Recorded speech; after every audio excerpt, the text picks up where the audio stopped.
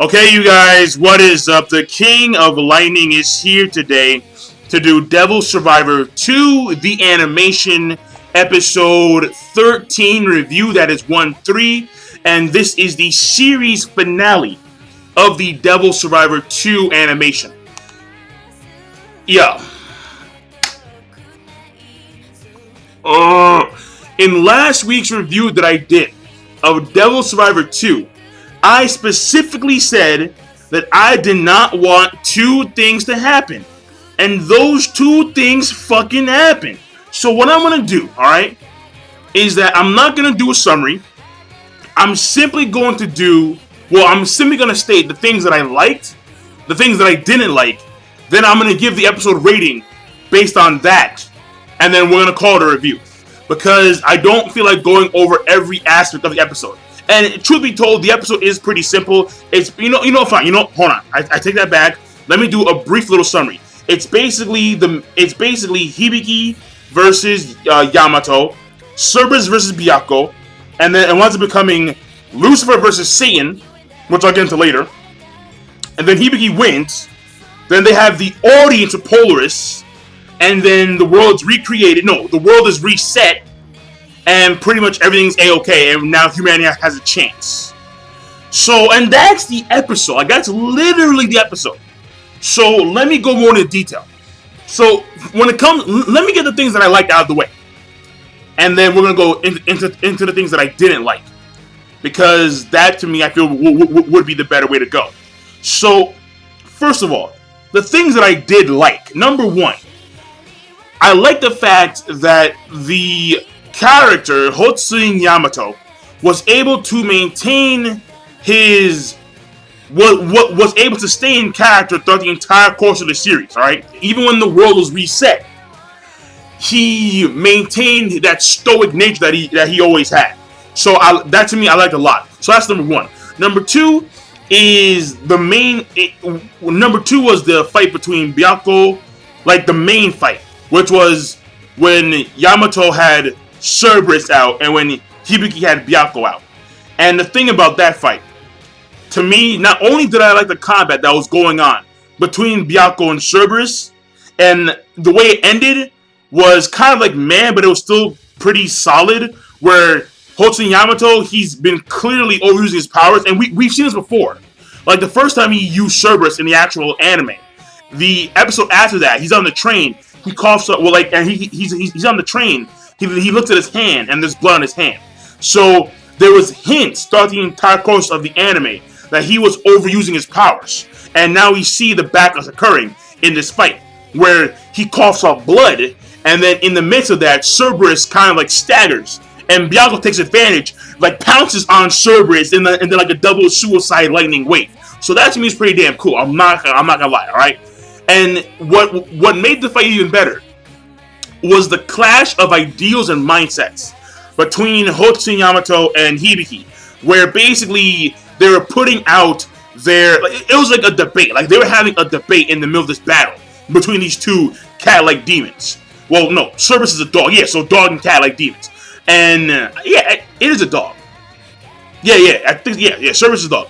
But basically, what it is was that on Hibiki's side, it was basically we're all weak, and there's no point in trying to recreate a new world where so many of us have died to retain the old world.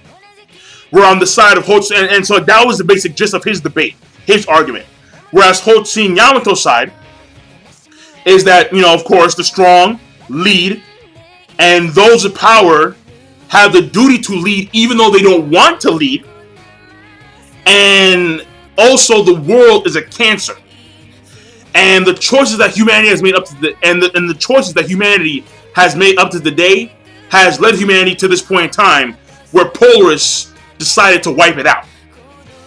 And then Hibiki's thing was like, and also on Hibiki's side was also, well, humanity needs a chance, and because humanity's like young and it's not fully developed and so on and so forth. So like basically, while these two demons are fighting, like they're two main demons, it was the clash of ideals and mindsets between these two. And so that to me, I thought was very well done. And then the last thing in the episode that I liked a lot. So that's number 2. Number 3 is when we basically do the demon fusion, or as they say in Japan, Gatai. And basically it was on, like, Yamato has those 2 demons, Nebulous and Naogongo, or something of that nature. And then basically he summons Satan. And Satan looks mad weird. It's like a giant, like, Hydra Mothra with fucking titties. It makes no fucking sense. It's weird. It had like freaking 6 titties. It was like, what the hell is that? Why does it have 6 titties? What's going on? And then on Hibiki's side, he gets like all the demons from his friends. And I mean, this kind of ties to things I don't like, but I'll be more specific later on. And he winds up doing the same fusion. He winds up doing the same demon fusion, and he summons Lucifer. So that right there, like, just seeing these 2 like epic ass demons just summoned, that to me I also like a lot. All right, so we have so basically we have Lucifer and we have Satan. So right there, so those 3 things are things I liked.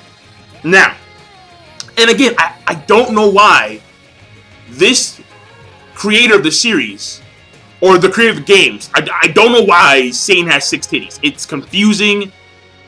Why is it like Mothra-like with like snakes on its tails? I mean, fuck it. Like, whatever. Fuck it. Alright, fuck it. Now, the things that I didn't like. So, let's go stage by stage, right? Number 1. The whole, like, I don't know where they were fighting. I'm like, where are they? I'm like, what the? It was like they were moving up the entire time. But then it, like, made no fucking sense. Because it was like the world, or it was like the landscape around them was like constantly changing. Made no fucking sense. It was like at one point they were like at one point it was like raining blackness, and then they go into like some sky realm, and then all of a sudden they're in like space, and like in the middle of space like these weird ass screws. Then all of a sudden space turns dark. I'm like, or turns red. I'm like, what's going on? Then the shit ends off with like more clouds and shit, and then we see Polus. I'm like, what the fuck? It was weird. It threw me off. I'm like, where's the setting, bro? What's going on? So that's number 1. Number 1, where they're fighting, like, their initial landscape was very plain. But, like, the area around them was, like, ridiculous. It made no goddamn sense. So that's number 1. Number 2, okay, Yamato summoning Satan, that to me was like, that mean, okay, I'll take it because I don't know how powerful. I know that the Naogongo and like the two demons that he had before in order to beat Alcor, those 2 I knew were powerful as fuck. More powerful than Baal or Cerberus. So when he fused them together, they made Satan. Alright, fine, fair enough. Whatever. I'll take it, alright? The thing that doesn't make any sense. Well, first of all, let me say this, alright? The demon fusion is a huge ass pull.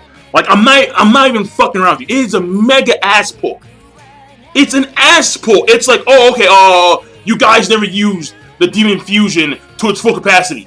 No question. Like, you guys never used the demon app to its full capacity. Here it is, demon fusion. I'm like, what?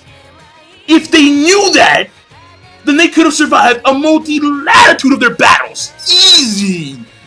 It's an ass pull. It's a deliberate ass pull. What's even more strange, so I didn't like that at all. So that's number 2, right? What's even more strange, number 3, is that when Hibiki gets all the demons from his friends, okay? And there is no explanation about how this occurs. They just come. They just all come. The thing about it was that one of the demons that he gets is I think it's called Paris Athena, something of that nature. Either way, that demon belongs to Makoto. Why is Hibiki getting a demon from Makoto when Makoto literally died to save the life of Hotsu Yamato? She was all for Yamato. So why didn't Yamato get the Athena demon? In fact, Hibiki uses that same demon and fuses that same demon with Suzaku, and then he makes that angel Metatron. So I'm thinking, I'm like, what's going on right now? Like that to me confused. Like I don't know why he got Makoto's demon when Makoto was very specific in saying, "Look, I follow the chief. I do everything for the chief, and I'm gonna die for the chief.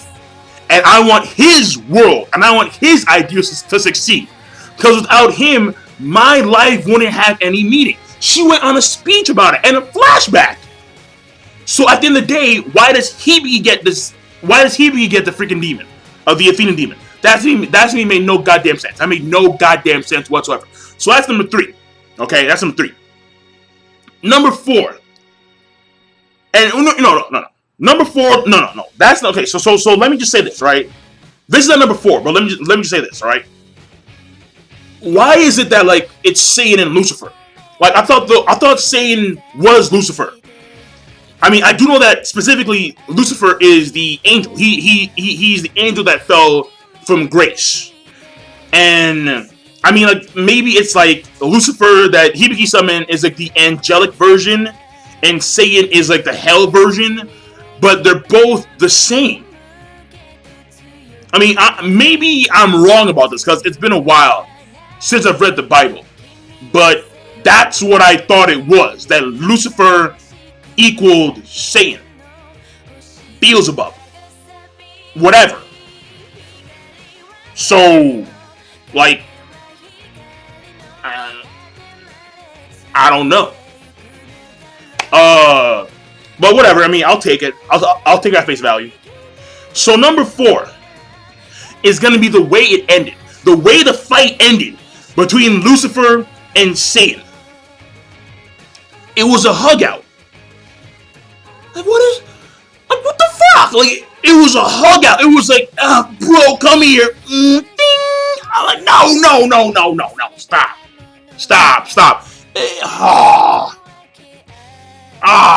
It was a hug out, bro.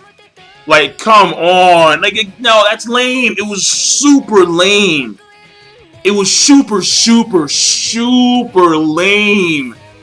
I just couldn't believe it. I'm just sitting here, and then I'm seeing like Lucifer do like explosion thing. I'm seeing Satan do like a wave explosion thing, and it was mad basic shit. It was far less intricate than the fight that occurred between Cerberus and Byakko. Far less intricate.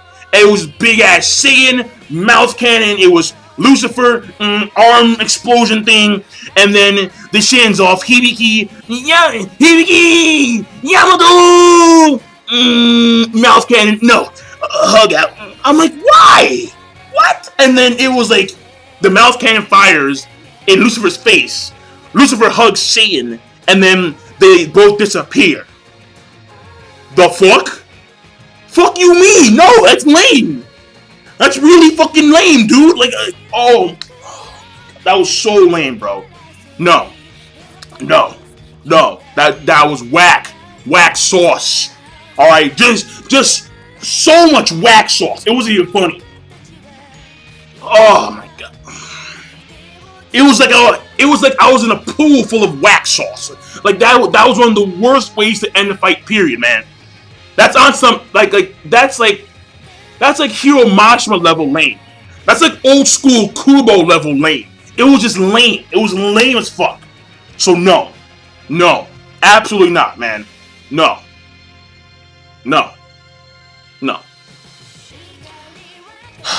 That fight ended terribly. Now, that's number 4. Now the next thing, number 5. All right, number 5. Polaris. And I said in last week's chapter review that I did not want Polaris to come out and be some like cube thing. And lo and behold, we see Polaris after Hoso Yamato is like dead / knocked out because we're not too sure. We see Polaris, and guess the fuck what? It's a cube. It's a cube. Like, what the fuck? I mean, can we listen? When you take the trend of Septentorion that we've seen, we don't know what it was going to look like. And the reason why is because all of them were so unique. And then when you throw in Alcor, who looks human, literally, you don't know what Polaris is going to look like. And we see Polaris, and lo and behold, it's a fucking cube. It's a box. Like, what the fuck? Come on, man. Like, what the... It wasn't a... it's worse than a circle. It's a cube, bro. Dude, come on. It's like... And we don't even see it. Like, we see a silhouette of Polaris, and it's like in the sunlight. It's in the sunlight. And then we see it, like, floating down and shit. And Hibiki says, my wishes. We don't see it. We see the silhouette. It's a cube. It's a fucking box. And that's lame. That's whack. I was whack. Oh. Oh my god. No, dude. I was so lame. It's like layers of lame.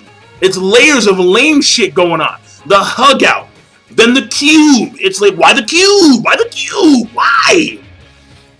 I was hoping for something a little more extravagant. Something a little more elegant. Not a fucking cube. Not something so goddamn basic. What the fuck? What the... Fuck. Fuck. Oh man, like this thing literally looked like a UPS box. Like, it was lame as fuck, dude. I'm very upset.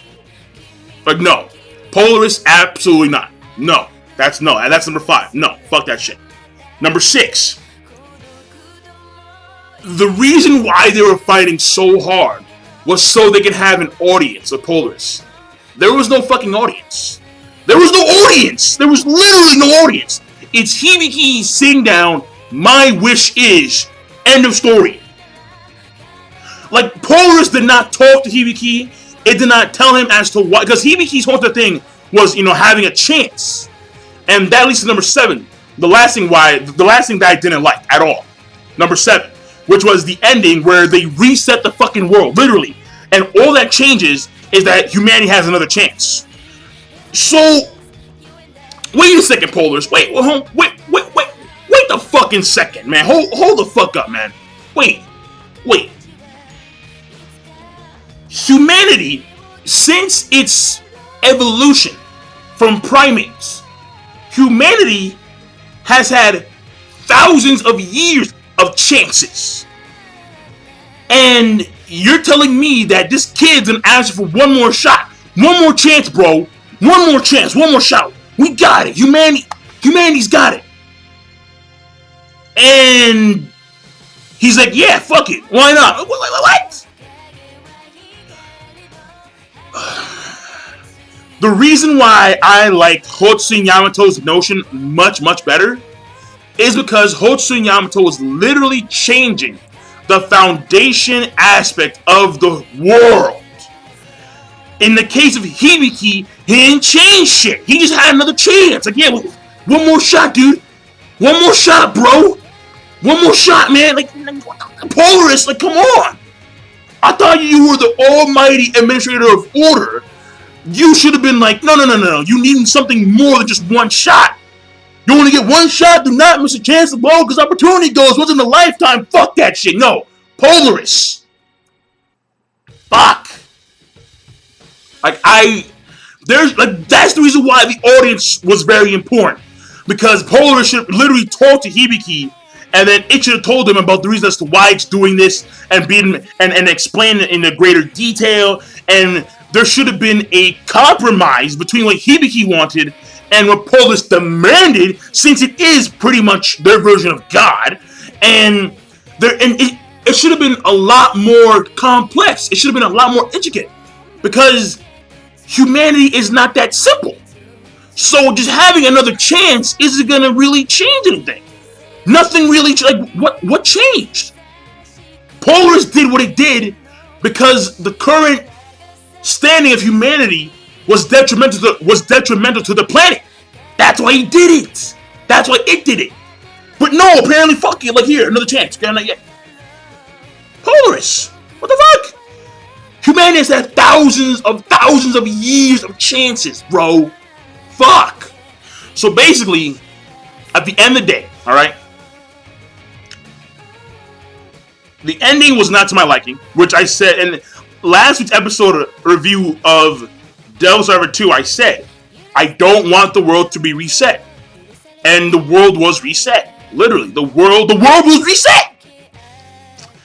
And the thing about it was that one of the key things about this series that I liked a lot was the fact that there were a lot of character deaths. There were a shit ton of character deaths. There were so many characters incorporated into the series, where at the end of the day, only two remained. Only two remained. To me, seeing them all returned and everything's all happy-go-lucky, it kind of like negates one of the best parts of the entire series. Just seeing all these characters die. It negated it. Like legit negated it. What the fuck?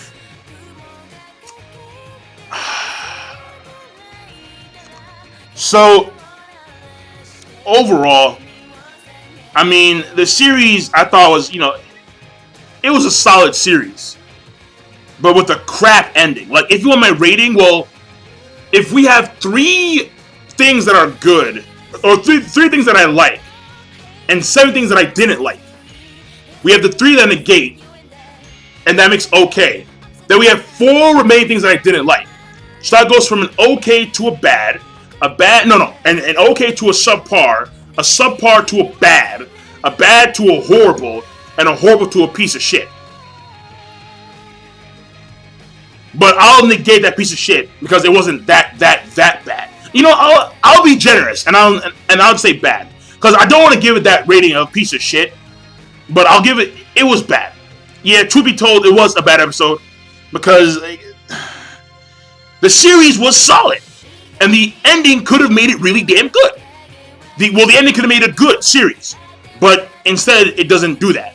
In fact, it negates a lot of the things that occurred. Actually, it negates almost all of it. Literally, really, it negates almost all of it, except for the chance thing. So, nah, man, nah.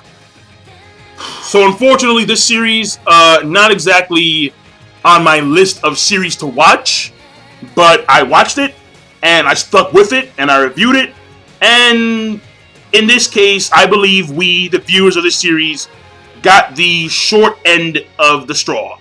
So, or the stick, whatever the saying goes. But yeah, I mean, I'm done. So, King of Lightning, be sure, of course, rate, comment, and subscribe as always. Peace. Have a nice day.